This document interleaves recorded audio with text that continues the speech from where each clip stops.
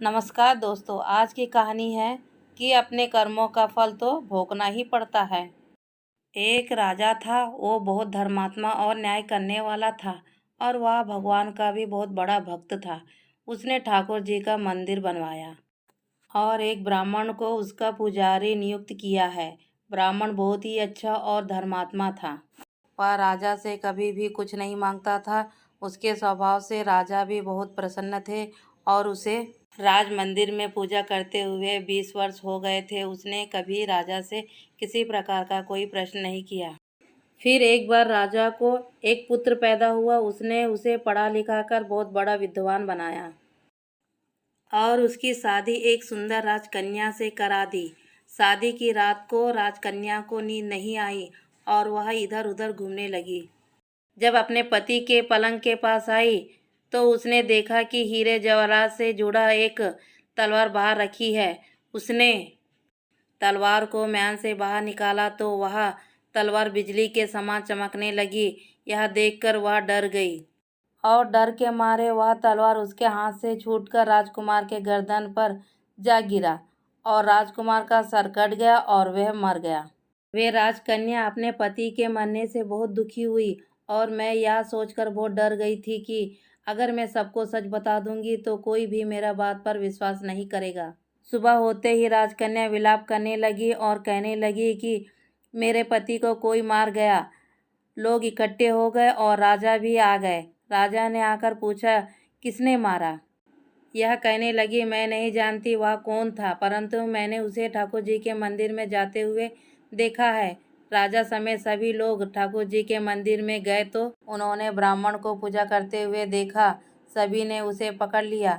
ब्राह्मण ने बहुत कहा कि मैंने राजकुमार को नहीं मारा, पर किसी ने उसकी बात नहीं मानी। राजा ने भी बार बार सोचा कि ब्राह्मण निर्दोष हो सकता है, लेकिन सभी के कहने पर राजा ने ब्राह्मण से कहा, मैं तुम्हें प्राण दंड तो नहीं दे सकता, लेकिन जिस हाथ से तुमने मेरे पुत्र को तलवार से मारा है उस हाथ को काटने का आदेश देता हूँ। ऐसा कहकर राजा ने उसका हाथ कटवा दिया और इस पर ब्राह्मण बहुत दुखी हुआ और राजा को अधर्मी मानकर उसका राज्य छोड़कर चला गया। उसने फिर बहुत खोज की कि कोई विद्वान ज्योतिष मिले तो अपने बिना किसी अपराध के हाथ काटने का कारण उनसे पूछूं। फिर उसे काशी में एक विद्वान ज्योतिष मिले। ब्राह्मण ज्योतिष से मिलने उनके घर गए तो वो ज्योतिष वहाँ नहीं थे। उनकी पत्नी उनकी आलोचना कर रही थी और उन्हें बहुत भला बुरा कह रही थी। थोड़ी देर में वह ज्योतिष घर आ गए। उनके घर आने के बाद भी उनकी पत्नी उनका तिरस्कार कर रही थी, पर चुप रहे और उन्होंने अपनी स्त्री से कुछ भी नहीं कहा। इसके बाद वह अपनी गद्दी पर जाकर बैठ गए। ब्राह्मण को देखकर ज्योतिषी ने कहा, ब्राह्मण देवता, आपका कैसे आना हुआ? ब्राह्मण ने कहा, आया तो अपने बारे में पूछने के लिए, लेकिन पहले आप अपना हाल बताइए कि आपकी पत्नी अपनी जुबान से आपका इतना तिरस्कार क्यों करती है? तब ज्योतिषी ने कहा, यह मेरी स्त्री नहीं, मेरा कर्म है। दुनिया में हम जिसे भी देते हैं, भाई हो, पुत्र, शिष्य, पिता या कोई भी संबंधी, वह सब हमारा अपना ही कर्म है। अपना किया हुआ कोई भी काम, शुभ हो या अशुभ, हमें भोगना ही पड़ता है। इसलिए मैं अपने कर्मों को खुशी से भोग रहा हूँ। ब्राह्मण ने पूछा, आपने ऐसा क्या कर्म किया था?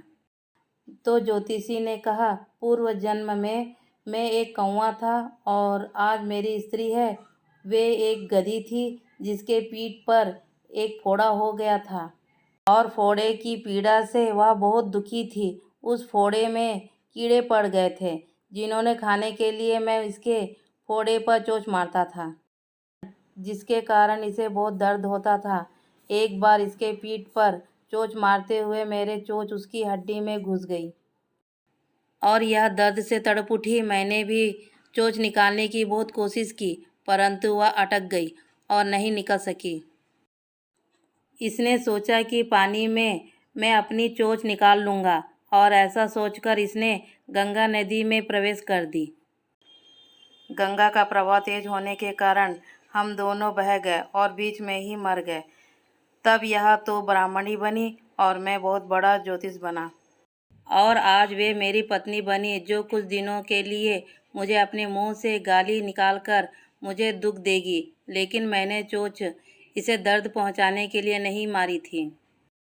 इसलिए इसकी समझ में एक दिन ठीक हो जाएगी और अपने पूर्व कर्मों का फल समझकर मैं इसे सहन कर रहा हूँ और इसलिए ही शांत हूँ और उस दिन की प्रतीक्षा कर रहा हूँ जिस दिन इसका स्वभाव अच्छा हो जाएगा। अब आप कहो कि आप यहाँ किस लिए आए हो। ब्राह्मण ने अपना सारा समाचार सुनाया और पूछा, अधर्मी पापी राजा ने मुझे निरपराध का हाथ क्यों कटवाया। ज्योतिष ने कहा, राजा ने आपका हाथ नहीं कटवाया, आपके कर्म ने ही आपका हाथ कटवाया है। इस पर ब्राह्मण ने पूछा, ऐसा किस प्रकार हुआ। तो ज्योतिष ने कहा, पूर्व जन्म में आप एक तपस्वी थे और राजकन्या गाय थी तथा राजकुमार एक कसाई था। जब कसाई गाय को मारने लगा तब गाय अपनी जान बचाकर आपके सामने से जंगल में भाग गई। पीछे से कसाई आया और आपसे पूछा कि गाय इधर तो नहीं आई। आपने जिस तरफ गाय गई थी उस तरफ अपने हाथों से इशारा किया तो कसाई ने जाकर उस गाय को मार डाला। इतने में जंगल से एक शेर आया, गाय और कसाई दोनों को खा गया। कसाई को राजकुमार और गाय को राजकन्या का जन्म मिला एवं पूर्व जन्म में किए हुए कर्म ने एक रात्रि के लिए उन दोनों को इकट्ठा किया। क्योंकि कसाई ने गाय को हंसिए से मारा था, इसी कारण राजकन्या के हाथों से गलती से ही तलवार गिरने के कारण राजकुमार का सर कट गया और वह मर गया। इस तरह अपना फल देकर कर्म निवृत्त हो गया और तुमने हाथ का जो इशारा किया था उस पाप कर्म में ही तुम्हारा हाथ कटवा दिया।